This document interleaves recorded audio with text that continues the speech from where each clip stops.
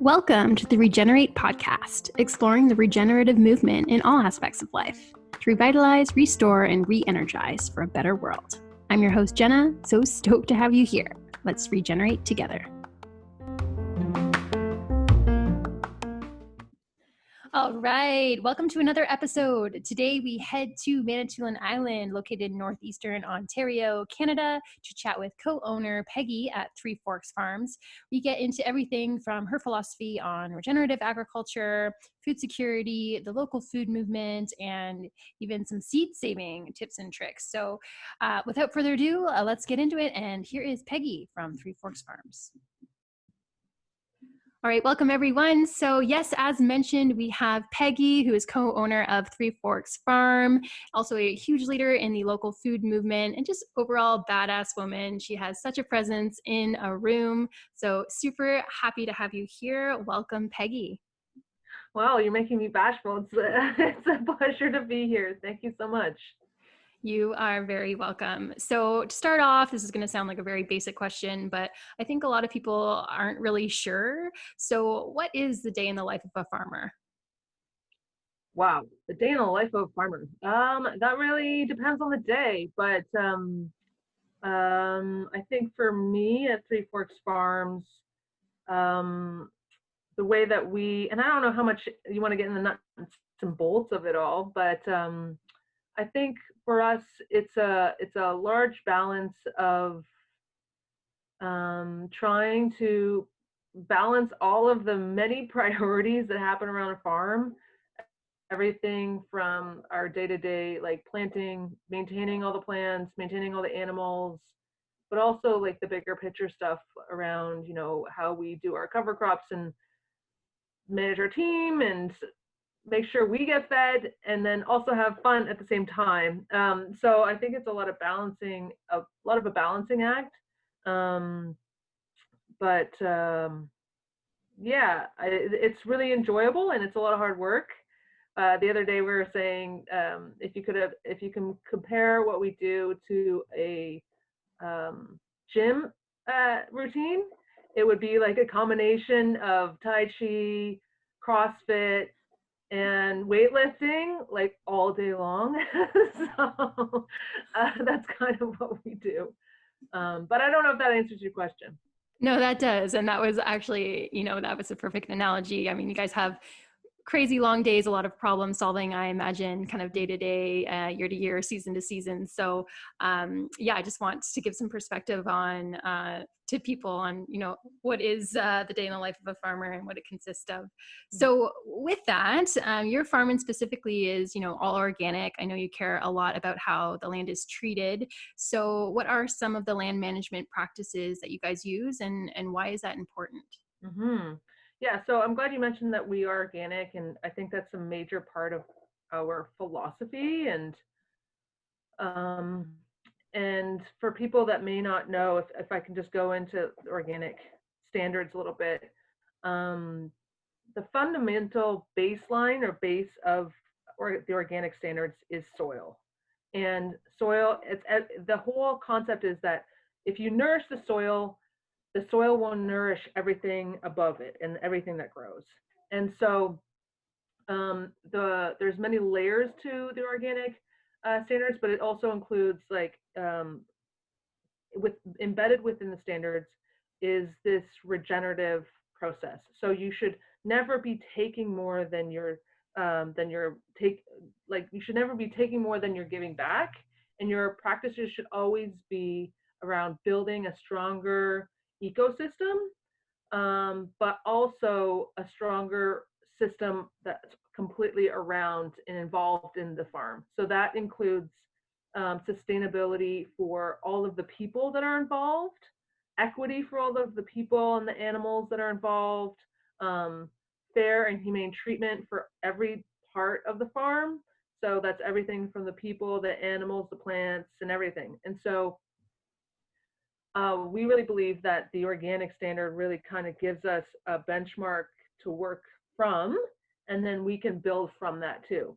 And the other thing I would say about it is it also makes us accountable because we have to because we're audited every year on our organic standard and how we're compliant with the organic standard, it continually forces us to push harder and to be better about how we are engaging in those organic practices. And so your question was around like what are the practices that we use on the farm. So some of the things that are unique to our farm than maybe to some other farms are things like we use a lot of compost application. So rather than say a chemical fertilizer or an amendment that would go into the land just to feed directly to the plant, we actually feed the soil. And the compost not only feeds the plants, but it all feeds all of the microorganisms within the soil. And so that's a baseline of starting to build all of the mycorrhiza and all of the microbiology within the soil, which is like really important in agriculture, and I think has been fundamentally dismissed over the last, I would say, almost 60 years or more. And the whole philosophy is really to build that soil with all of the different micronutrients and microbiology that actually captures and will bring available nutrients to the plant. So for example, like little like insects will be carriers, and different plants and different bacteria are actually carriers of nutrients that can be pulled from the air, from the water, from the soil, and brought directly to the plant roots. So that's just one example. Another thing that we do is cover cropping. So in organic philosophy, you always want to keep your land covered. So that also contributes to like a healthier soil biology, but it also allows to introduce new nutrients that can be captured either from the air or from the plants to make them more readily available for the next crop that goes in. Yeah, so those are a couple things that we do.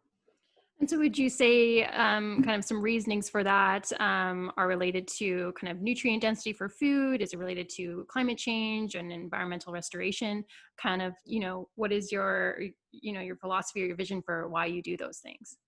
Yeah, all of those things. I think part of what we do is also trying to be, sorry, I'm looking out my window at the field as I'm talking to you, so it's also inspiring me on some of these things. But our system is about building a strong ecosystem around and a resilient ecosystem that isn't contaminating or damaging anything around us. And so when we think about climate change and things that are impacting climate change, like agriculture is one of the number one impacts on climate change. And so the number of things that contribute to climate change in agriculture are things like petroleum use and fertilizer inputs in particular. And so we really try to use a more organic approach to that so that we're not contributing to those greenhouse gases. So we don't use, like within the organic standard, you can't actually use any petroleum-based inputs at all. So we can use petroleum obviously for our tractors and things like that, but we do use, rather than doing a ton of mechanical work, we do a lot of manual work. So we use people and things like that. And then we do innovative practices to try and reduce the amount of tillage and things like that we need to do so that we're avoiding our tractor being in the field. So yes, absolutely. Climate change is definitely something about that. Environmental restoration is also important. So we do, we want to make sure that we are having a farm that can support all of the species that need to be here in order to have a thriving ecosystem. So for example, like we have a pond and we keep it, we want that to be a place where migratory birds can come, but we also, that's just one piece. And there's all of these other plants and microenvironments that we have on the farm that support, different lower level species, which you need to have in order to support pollinators and to support the birds and the bees and all the little things that need to happen. So that's also very important to us to make sure that we can have that balance, like have that beautiful balance on the farm so that we're supporting people with amazing food that can nourish them, but also supporting all of the other species that need to be on the land in order for the environment to thrive. And then the last thing I would say is you talk about nutrient density and the food itself. And I would say that all of the things that we do on the farm is about trying to build a stronger and better food for people. And so fundamentally, like the soil practices that we engage in, like we have directly seen the difference that happens over time as you improve your soil and you feed your soil. And we've seen it in the quality of the food, how the food will last longer, so that like reduces food waste. We've seen how it is actually more nutrient dense, so it actually has more weight to it. So for example, our chicken, we do pasture raised chicken, and every person who eats our chicken will say that, you know, you can eat far less of that chicken and be more full. And this is just a really simplified concept, but you know, I can't eat like as much of our chicken as I would of like some sort of conventionally bought chicken.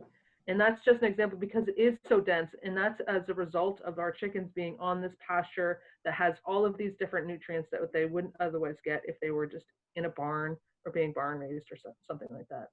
And they have access to sun and soil and all of these different nutrients that I think are fundamental to building nutrient dense foods. Yeah.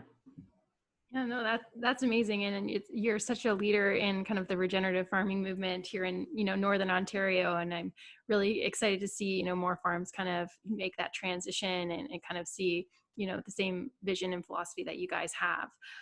So with that, I know you're also really involved in the local food movement. Obviously, you attend markets. I know you sit on many boards, committees, etc. So for many years. So what successes have you seen there, and what is your vision for the future? Oh, wow.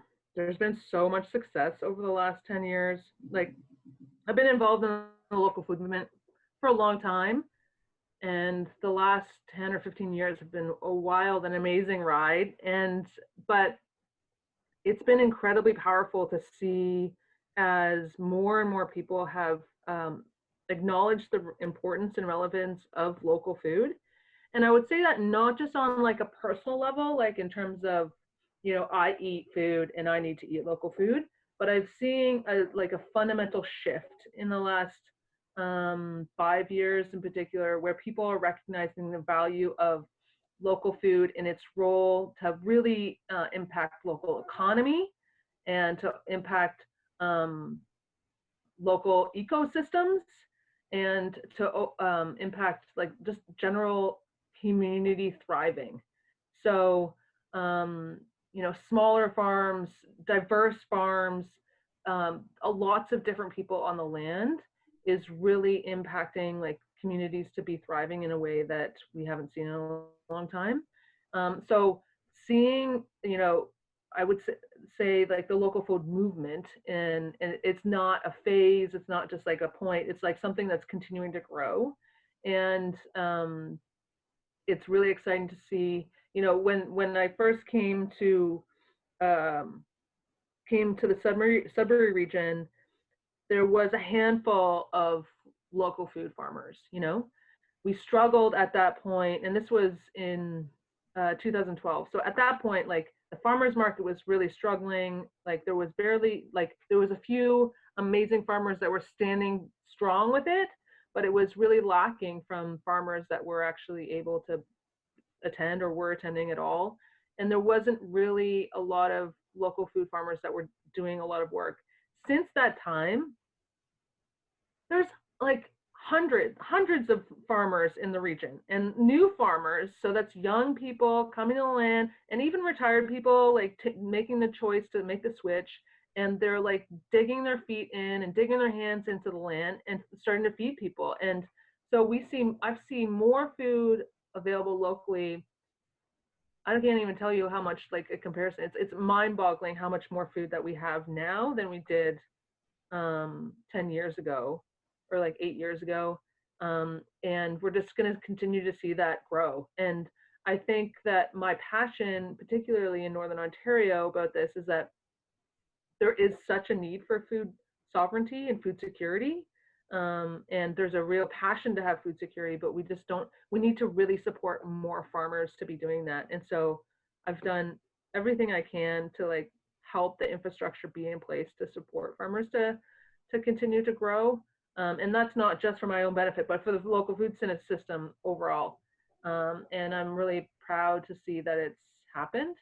And if I can just say one more thing, I think one of the other most powerful moments in the last 8 years that we saw was the We Want Northern Chicken campaign and its timeliness with a big shift in chicken production in Ontario. So farmers and organizations from all across Northern Ontario were banding together to say, you know, we want Northern chicken, because there was no availability of chicken on a local food level in Northern Ontario, because there was only one quota holder. So there's only one producer that had the capacity, or the license, I should say, to sell or produce over 300 chickens. And then secondly, was to able to sell them anywhere off the farm or promote the fact that they even grew chickens, because the regulations prohibited farmers from being able to do more than 300 chickens or promote that they grew or wanted to sell chickens at all. Like, you weren't allowed to talk about it. When the We Want Northern Chicken campaign happened, it kind of happened in parallel with, at the same time as more quota was becoming available nationally. And we really had a very strong voice that helped, I think, I would say strongly helped to influence the introduction of the artisanal chicken program, which is a program that now allows farmers to grow anywhere from 300 to 3,000 chickens, or no, 600 to 3,000 chickens. And now we have chicken farmers all over Northern Ontario. They're able to like direct market to consumers where we didn't have that before. So that was really, really powerful. Wow, and I had no idea about that. So thank you for sharing on this platform about it, because I mean, it's super important to learn about these sorts of things that have changed over time. I definitely want to get into a discussion about food security and food sovereignty. We talk about, here in Northern Ontario, our local movement's very strong. It's not like that everywhere, though. So on a more global level, like, do you feel our food system is secure and resilient? And, if not, what sorts of things are contributing to food insecurities? Oh, wow. That's like a huge topic, and you could have a whole podcast all into its own about that. But no, I don't think for the most part that we are food secure. Canada definitely is not food secure at all.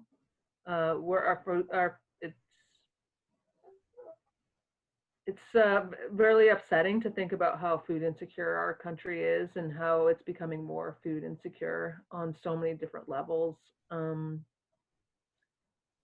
And I think there are places in the world that have made a concerted effort to become more food secure. And there are places like that we can look to as leaders to like really think about, how we can change our local food systems. But I would say, fundamentally, export-based agriculture is one of the biggest issues. So in the G8 or G7, like the developed world, the common philosophy around thriving agriculture is to have an export-based agriculture system, that you export most of your agriculture products and then you buy in most of your agriculture products. And which is just like, I think it's just fundamentally, from a regenerative or like even a sustainability perspective, is flawed. And I think when we look back to thriving economies and thriving communities and cultures, having a system where you grow all the food for yourself and then you have excess crops that you can export or sell to other communities and things like that makes a lot more sense, because you're keeping the money in your community and you're you're feeding the people, and then but also having additional income coming in from the crops that you do really well, or the things that you can grow abundances of. And we're just not doing that at all in Canada. And we're really focused. So for example, and so I'm really focusing on the Canadian context, just because what I know, but like, for example, at points in the season, you cannot, it's really hard to buy an Ontario carrot. Even though we grow a lot of carrots in Ontario, but right now, a lot of the large producers are actually, they grow their carrots. Up until COVID, they were getting shipped to the United States to get processed, and then we buy them back as a processed product.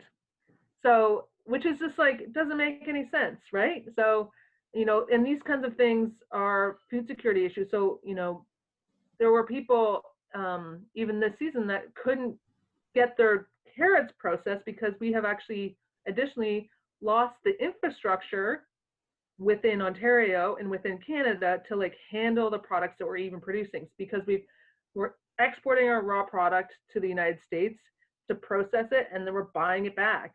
And so we don't have like the processing facilities, the storage facilities, all these other things that are like fundamental to an important and strong food system. So I think for me, in my perspective, going back to like feed ourselves first and export our excess, I think, and this is my narrow perspective, like I am no economist, or I don't know the full agriculture system, but from what I've seen, it just seems like fundamentally flawed. And then on a more local level, I think we need to do more to support farmers, really more farmers being in our regions, and more farmers scaling up to various scales. So there's places for all different scales of agriculture, and they all have a role, and they're all important roles. We need to have the small farmers that can do direct marketing. We need to have medium scale farmers that can, sell into our grocery stores, and then we need to have like our, export based farmers too. So I think there's a balance of all of these things, and I think there's potential, but we need to start thinking about how do we keep the food that we're being produced in our country to feed our people, and how do we build the infrastructure that we need to be able to process and handle and store that food, and how do we make sure that there's, like, the last piece is the actual distribution system that can actually move food from places to where it needs to be. So that's a third piece that is really flawed in terms of food security. So the way that food is moving around the world is really influencing how volatile our access to food is, particularly for people that only have maybe one method of getting food to them, or one method of transport. So for example, if you live in a flying community, or like something that's accessible only by train or boat, you aren't able to have the food in storage that you need or being produced in your community, then you are very food insecure. And so we don't have any kind of backup systems to ensure that these people have the security that they need, which is a major flaw. And we don't even have the infrastructure within that distribution system to be able to, for example, sorry, just to digress, but right now, if we wanted to have, say there's a farmer in northeastern Ontario that's growing a lot of carrots, and enough carrots that could feed all of northern Ontario, there is not a system in place that could make that happen, because we just don't have the infrastructure or the logistics and all of these things that make, in order to move that food appropriately, because we've come to rely our whole food distribution system to corporations, like the major grocery stores, handle all of our food. And so there's just to circumvent that, and to start to build infrastructure that supports regional food production is a huge undertaking, and there are great leaders that are working on it, but it does directly influence our food security. I don't know if that made sense, but No, it did, and it was beautifully said. And you highlighted a lot of things that I don't think people are aware of, and that's why I think having conversations like these are so important, because it starts with more people knowing about what's going on, and how to kind of start to create that infrastructure and create change, and ideally inspire those leaders to fix the system that we're in currently. So no, that was really beautifully said. Thank you.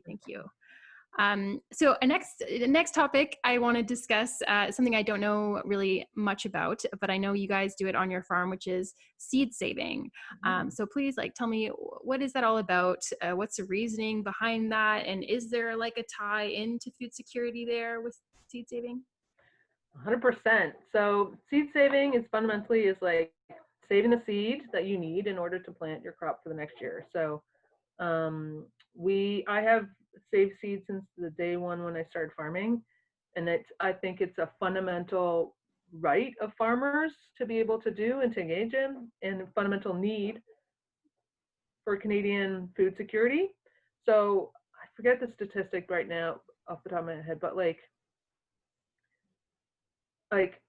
it's something like 90, I would say it's got to be more than that, like 90, over 95% of the seed that is planted in Canada comes from another country. So when we talk about it's a very high number. Like it's maybe a 95 is too high, but it's like up there. And so when you think about food security, and there's no seed being produced in the country to actually support our food system, that is like a fundamental issue, right? And so to take that further, because we have become so reliant. So historically, all farmers save seed. So historically, back in the day, you would have, regions would have region-specific varieties of food. So, everyone would grow, for example, the same kind of beet. Everyone would grow the same kind of carrot because the way that food crosses and the way seed saving happens, like it's I don't want to digress, but anyways, the regions would have their crops that grew really well, right? And then sometimes they would trade those seeds with other regions, and you would introduce new things and what have you.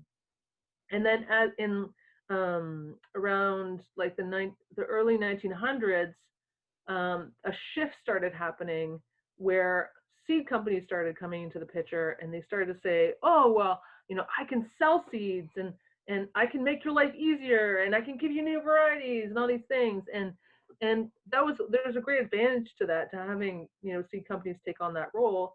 But it kind of progressed to a point where seed companies now hold like all of the control of the seed, a lot of the control of the seed, and it puts farmers into this continuous cycle where they continually have to buy the seed from the seed company, because they become dependent on certain varieties, or they're hybrids, so they can't, if you try to save seed from them, it won't produce the same crop the next year, or they're dependent on specific chemicals, and so you have to buy this seed and use this chemical in order to get the crop to work properly with it, right? It's a very complicated seed system. And so fundamentally, we really believe that growing seed is so important to food security. And additionally, in Northern Ontario, what we want to do is we really want to be able to grow seed that is adapted to our region. So for example, if you were to buy, what's a good example? Spinach seeds, from like a big seed company right now, there is a good chance that they come from Denmark or they come from New Zealand. And so those climates aren't like our climate. And so to expect that spinach seed is going to like thrive here doesn't really make sense, because it's like saying, taking me and transplanting me to Jamaica and saying, here, thrive in Jamaica. And I'm just sweating and I'm wilting all the time. And I'm just like not being able to do what I need to do, because I'm not adapted to that climate, right?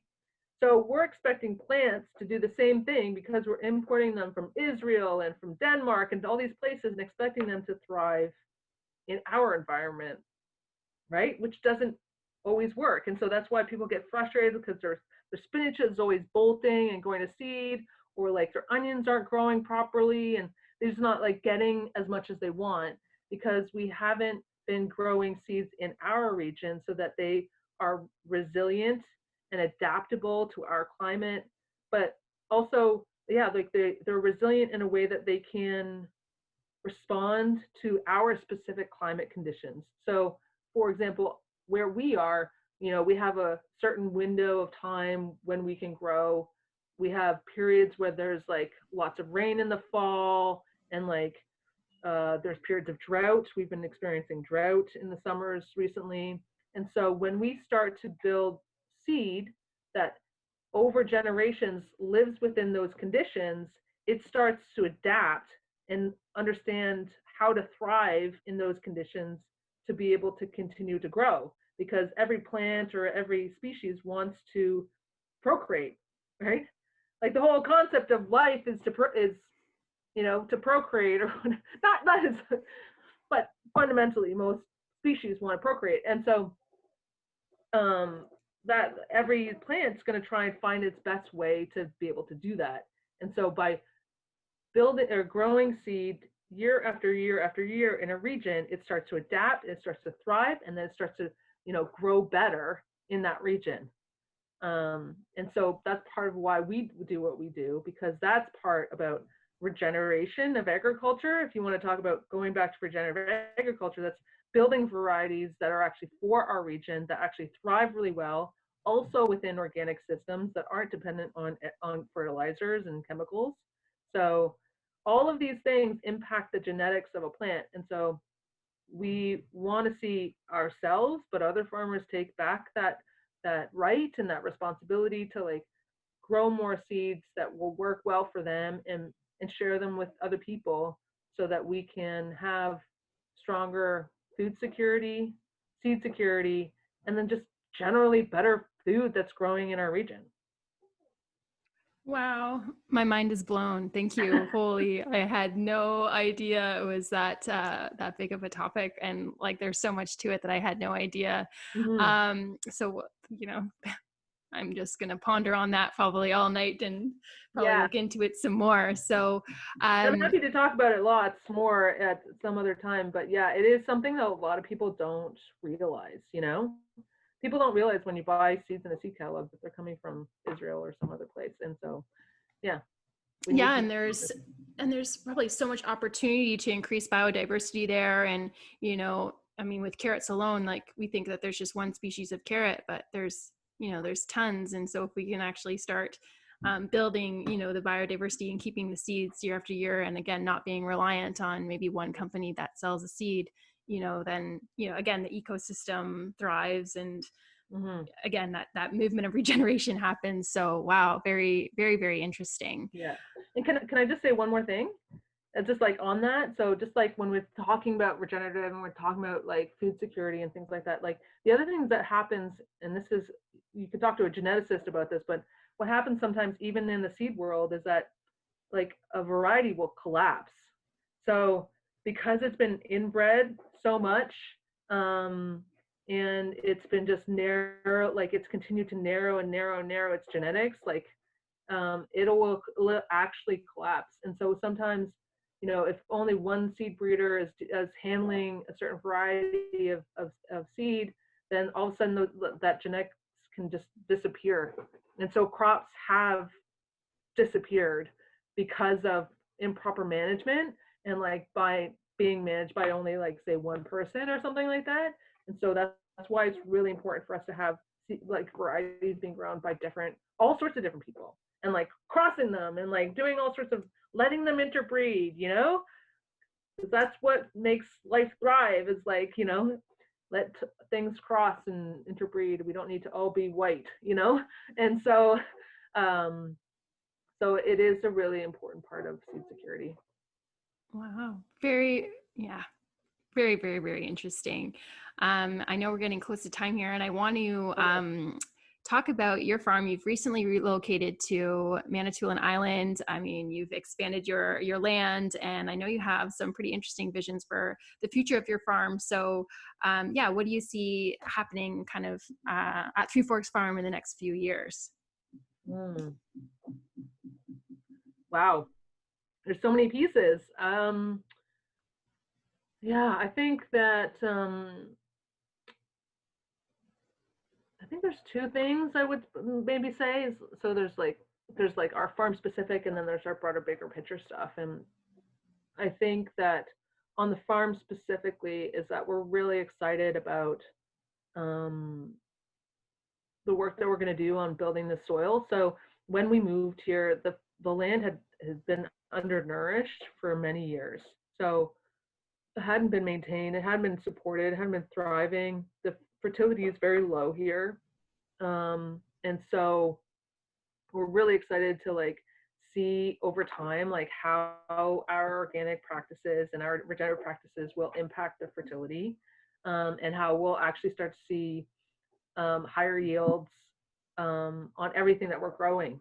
So at our other land, we saw this would happen, you know, when we started too, is because our other land that we had was also not nourished. And so over time, we'll see better food being produced, and more higher yields per square foot. Um, I'm also really excited, and maybe this is just because it's on my brain, is how our team is starting to become a bigger part of our farm. So we've, you know, always believed in like paying people a fair wage on our farm, and we're really excited that like hopefully in the next couple of years our team is going to become like a bigger part of our farm, and that, you know, we have staff that return and they're taking on more responsibility and really starting to like be involved in shaping how the farm grows, which is, and not just grows food, but grows like as an entity, and how it continues to feed people in different ways and grow different crops. And so that's a really beautiful piece, I think, and is really important to us, like how we, yeah, our relationship with the people that are involved in the food, and I'm excited about that.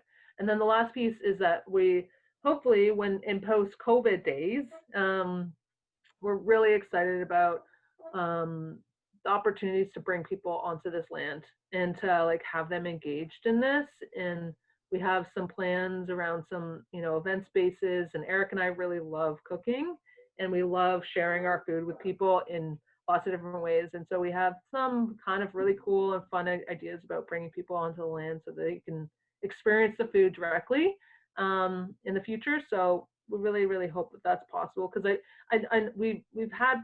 we did have a farm tour here this year, and it was really great. And we want to be able to like share what we do more directly with people in a way that they can learn, but also just see where and how food is being grown, and but also interact with their food on a more direct and close level, which I think is incredibly nourishing for people, for their soul, and like yeah, for the community. So that's kind of what I'm excited about. Yeah, well, I mean, I'll be there for sure. I would love to attend an event at your farm and check out what you guys have going on there.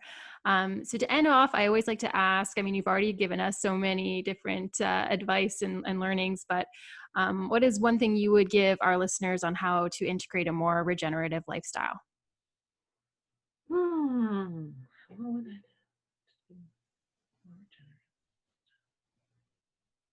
I think, you know, just I think connecting with your community on a deeper level, I think is super regenerative, because I think when we start to like deeply connect with our community, we start to see the interconnectedness of all the things.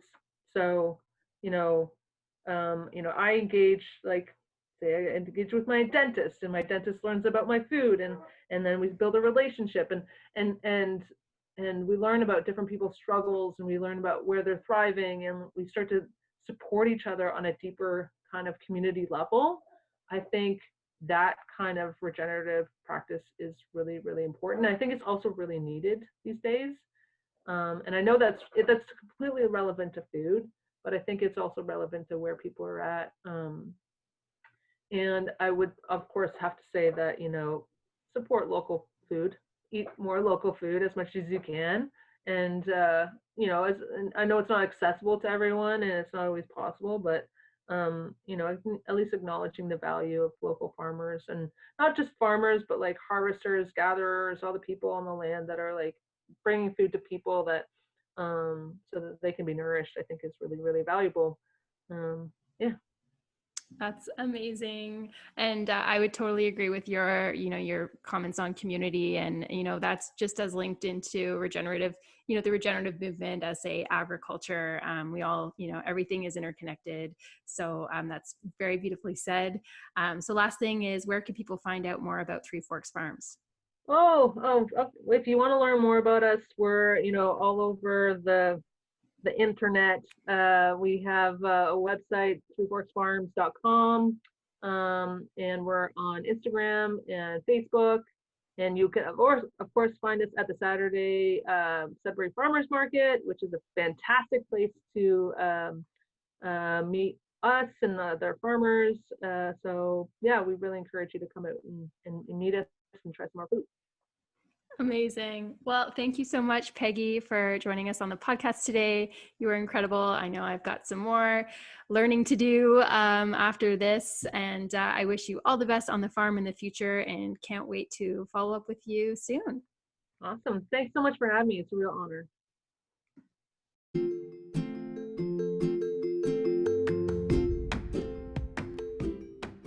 Thanks for joining us on the ReGenerate podcast. If you're interested in checking out more of our content, please subscribe to the channel.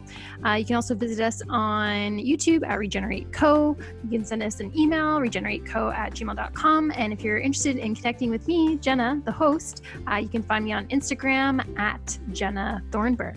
So thanks for joining us.